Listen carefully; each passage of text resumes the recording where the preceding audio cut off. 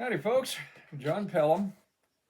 Uh, I'm going to take a little completely different approach today. This won't be so much a devotional, but I do get asked from time to time about when and how I started writing poetry. And just very briefly, Rita and I went to Elko, Nevada to the National Poetry Gathering uh, just a couple of 3 years after I retired. And I got enamored with the genre and had decided I would start writing. And I knew I needed to write about something I knew pretty well. And so the first sure enough poem I ever wrote was a poem called When Mom and Daddy Sold the Farm. And I've had it in a couple of books, but each time I wrote a book, I put a book together, I would add another verse to that poem. And so the most recent and last iteration of the poem is in this little book I put together a few years ago. And if you'll bear with me, I'm gonna read this poem.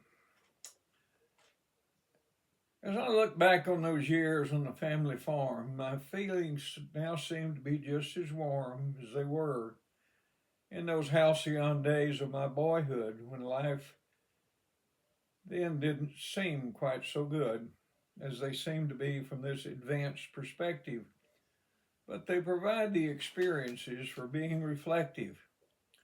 While this is the third iteration of this, my first serious ode, it is as important to me as when I initially wrote about the days that fashioned my later wife, when later in college a true farm girl became my wife. When after college I became a proud FFA 4-H agent and served the kind of folks with whom my life was spent. So it has taken such a joy to reflect back on those days so warm when me, Mama, and Daddy lived life on the farm. If you're like me, you can recall where you spent your childhood, where everything looked and sounded and smelled real good. For me, that was in the Tarver community, not too far from the little Texas town of Whitney. We kept a few of every species: cows, hogs, chickens, and goats, planted a little corn and a whole lot of oats. But I'll tell you, I've never been as blue and plumb low down as when Mama and Daddy sold out and moved to town. When we first moved to the farm, we didn't know what we'd face. There was an outdoor toilet, and the only heat was a double fireplace. Now, there may be some of those that don't know about a double fireplace, I reckon. It's one that sits between two rooms and sends heat out in both directions. Daddy had the REA run a line down about 1.25 miles, so we could have lights and a pump and running water. We dug tanks and built a bathroom and barns that were dry and warm. But that was several years before Mom and Daddy sold the farm. When you're young in the country, all spry and full of pep, you never even notice that you might be a little bit out of step with the rest of the world and all its cityfied notions. Well, I can remember going to Fort Worth and creating quite a commotion. Stock loaded to the top of the boards, off to town I'd go with that old row binder, International Harvester, all yeller as a pumpkin, all them city slickers looking at me like I was some kind of bumpkin. But those folks in town never had the grace and charm that we had before Mama and Daddy sold the farm. Well, I can remember when kids from town wanted to come out to my house and run around and scream and shout. Sure, we could do whatever we wanted way out there. Wasn't anybody to hear us except the animals, and they sure didn't care. We could do most anything, long as we didn't get caught.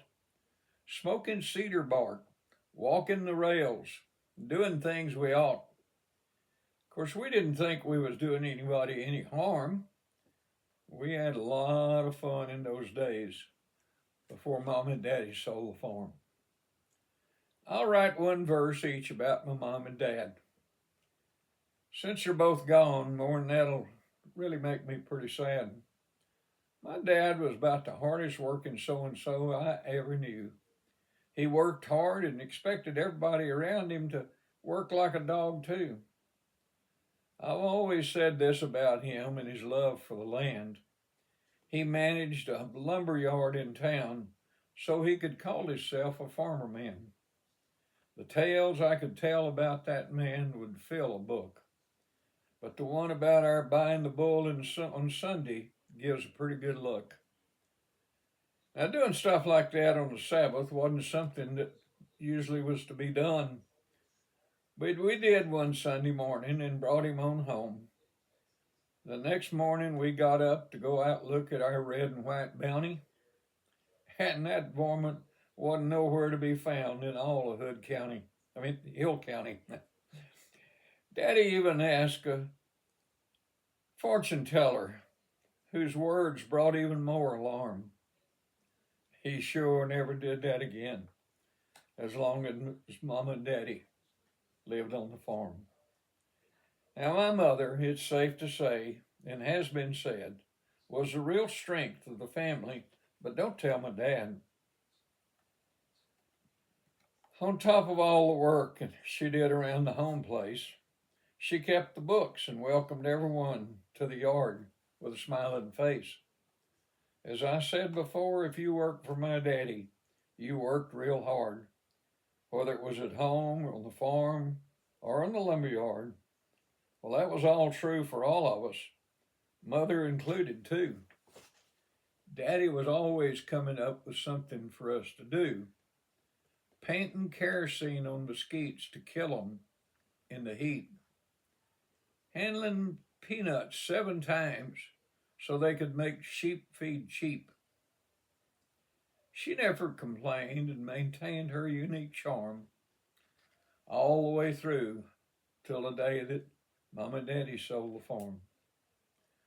When I look back on those carefree days, I get nostalgic for the good old country ways, doing for ourselves and for others around, helping out our neighbors when their times were down. Like when the weather was ugly and storms were bad, they'd come to our house because our cellar was about the only one to be had. And if our cow was fresh and theirs was dry, they'd borrow from us to drink and make their pie. And you can bet when the shoe was on the other foot, we'd be at their house with our hands out, and they'd follow suit. Times, though, have changed, and life has lost a bit of its charm since the days before Daddy and Mama sold the farm. I've got lots of memories, some good and a few bad, of my life on the farm and the times we had. My cousin Robert and I rode the range far and wide on Cricket and Oscar, several other old hides. They were like Kentucky Derby winners to us, though, because they got us in style where we wanted to go. If we'd been in Montana or somewhere in the Old West, we couldn't have been happier because we thought we had the best.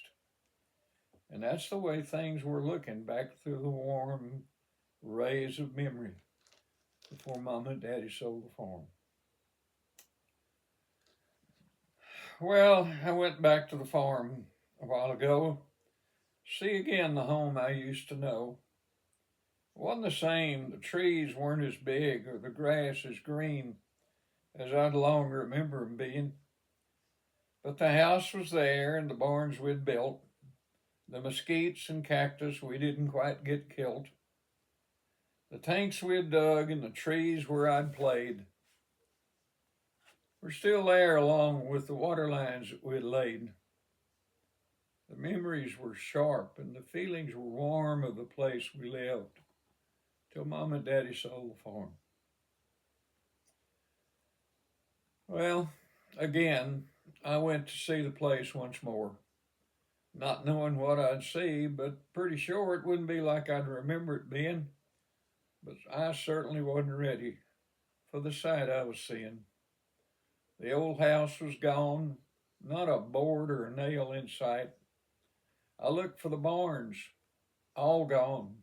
Something just wasn't right. Even the tank we had dug, filled in and covered with brush.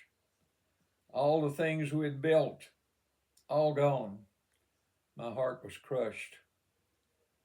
But as I looked further, I realized they hadn't eliminated everything. There's the old cellar we had spent so many nights of spring. Needless to say, I won't go back. I'll just have to remember the charm of how it all looked before Mama and Daddy sold the farm.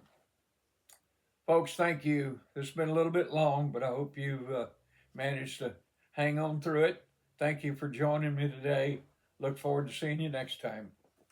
Goodbye.